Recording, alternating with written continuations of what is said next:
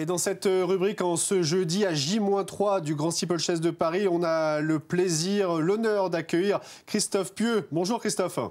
Bonjour. Merci d'être avec nous dans cette matinale. L'homme aux 15 cravaches d'or et même une 16e, une cravache coup de cœur. C'est la photo que nous avons ici, que vous avez reçue il y a quelques semaines. Tout d'abord, comment allez-vous?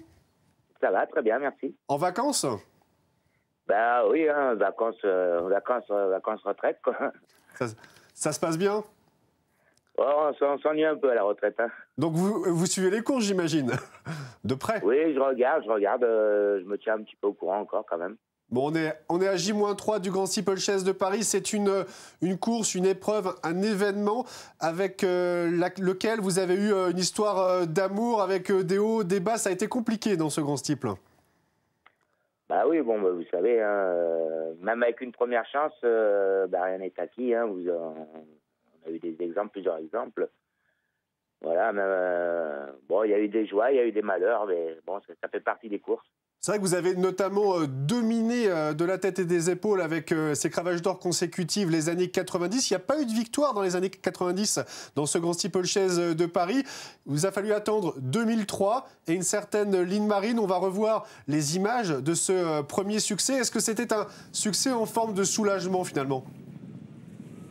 Oui, surtout que je me suis retrouvé sur l'île Marine tout à fait un peu par hasard, puisque Dominique Bressou, qui était son jockey, a pris une mise à pied de 15 jours.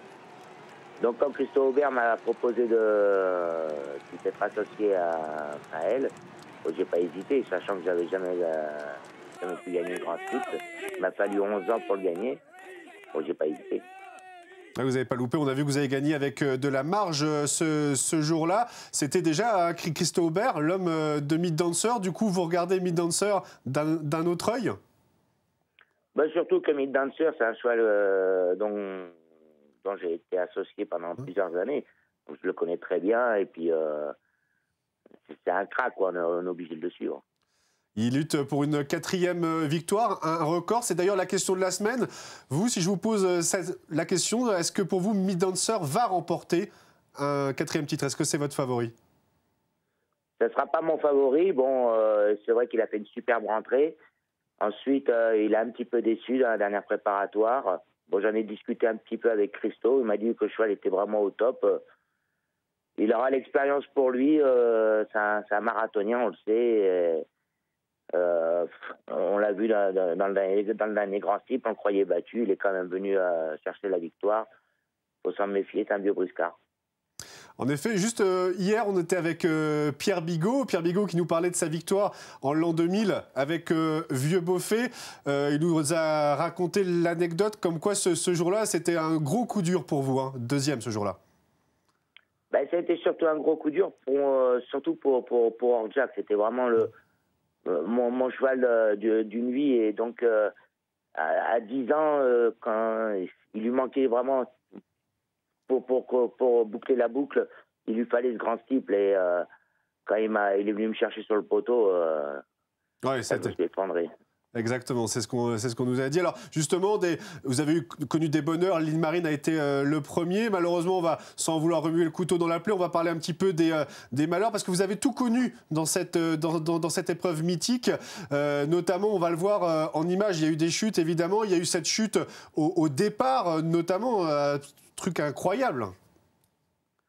Oui, bon, tout le monde connaît l'histoire, hein, voilà, c'est sûr que c'est frustrant, puis surtout que ce jour-là, Remember Rose était encore vraiment au top, et pour moi, il avait que le tour à faire.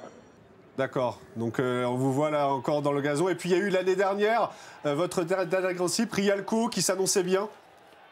Rialco qui allait vraiment très très bien, malheureusement...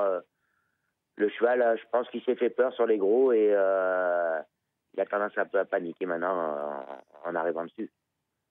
Et sinon, de manière générale, ce Grand Steeple, c'est pour vous quand même des bons souvenirs ou c'est mitigé?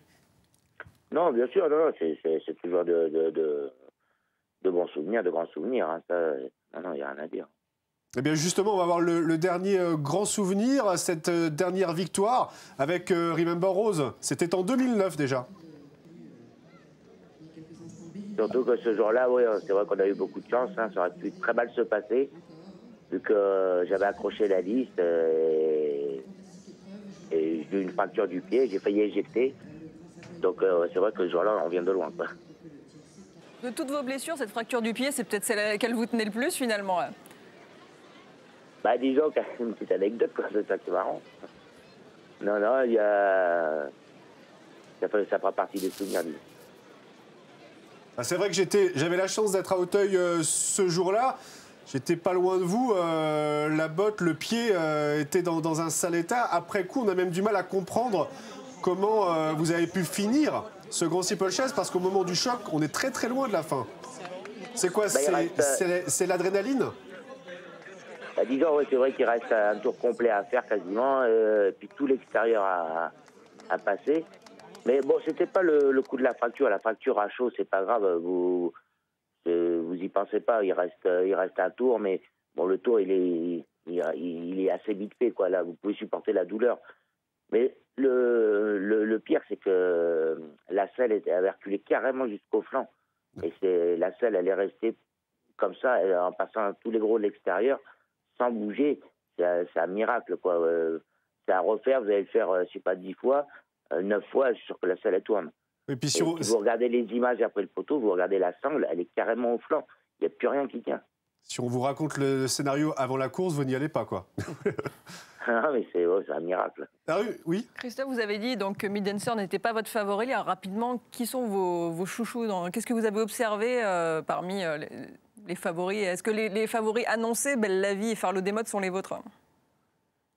Oui, bon, moi je vais me méfier de Belle la Vie. C'est vrai qu'elle a gagné un préparatoire. Maintenant, je me méfierai quand même des chevaux à Jean-Paul. On sait que le jour J, hein, il est toujours présent. Donc, mais ça va être une course assez ouverte. Je pense que ça va être une très belle course. Et si vous étiez David Cotin, vous auriez fait tout aussi pour monter une semaine après s'être fracturé la clavicule? Vous seriez en selle, vous aussi? Bien sûr. Vous êtes des durs, décidément, les jockeys d'obstacles. En tout cas, merci beaucoup d'avoir été avec nous, Christophe, de nous apporter comme ça et ce témoignage et cet éclairage. À bientôt sur un champ de course.